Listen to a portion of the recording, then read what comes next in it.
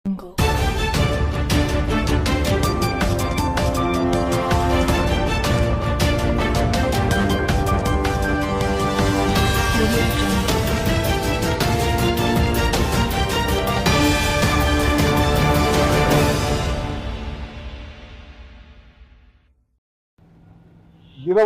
రోజులు నిర్బంధంలో ఉన్నారు. ఆయన మర్డర్ చేయలేదు, దొంగతనం చేయలేదు, దోపిడీ చేయలేదు. మీడియా ముందు మాట్లాడాడు. మీడియా ముందు మాట్లాడింది అసభ్యంగా మాట్లాడాడట అని కేసు పెట్టారు. ముందు పెట్టిన కేసు నంది అవార్డ్స్ మీద.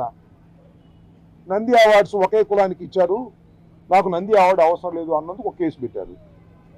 ఆ తర్వాత మరొక చోట మరొక కేసు పెట్టారు.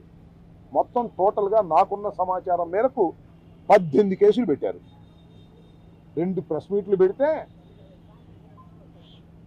తెలుగుదేశం పార్టీ అధికారంలోకి వచ్చిన తర్వాత 18 కేసులు పెట్టారు.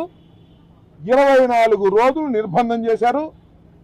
ఇంకో పార్సు వినాలి మీరు, అక్కడ కోర్టులో పోటీ చేస్తారు, అక్కడ నుంచి నర్సాపేట తీసుకొని నర్సాపేట కోర్టులో పోటీ చేస్తారు. అక్కడి నుంచి గుంటూరు జైలుకి తీసుకొచ్చి గుంటూరు జైల్లో పెట్టాల్సిన పరిస్థితి వస్తుంది. ఆ తర్వాత కర్నూలు తీసుకెళ్తారు, ఆ తర్వాత నంద్యాల అంటారు, నంద్యాల నుంచి విజయవాడ అంటారు, విజయవాడ నుంచి మళ్ళా కర్నూలు తీసుకెళ్తారు, మళ్ళా కర్నూలు నుంచి గుంటూరు తీసుకొస్తారు. ఇంతకన్నా శిక్ష ఏం కావాలి? ఆయన చేసిన నేరం ఏంటి? ఏమి లేదు. మీడియాలో మాట్లాడాడు, మీడియాలో దూషించాడట. సరే, అది దూషించారా, దూషించడం తప్ప రైటా, అది విచారణ అనంతరం న్యాయస్థానాలు తేల్చుస్తారు. చూస్తున్నారు కదా వాళ్ళ ప్రెస్ మీటుల్లో మాట్లాడేటటువంటి మాటలు. తెలుగుదేశం పార్టీ వారు ఎంత దౌర్భాగ్యంగా మాట్లాడారో వాళ్ళ మీద కేసులు ఉండవు.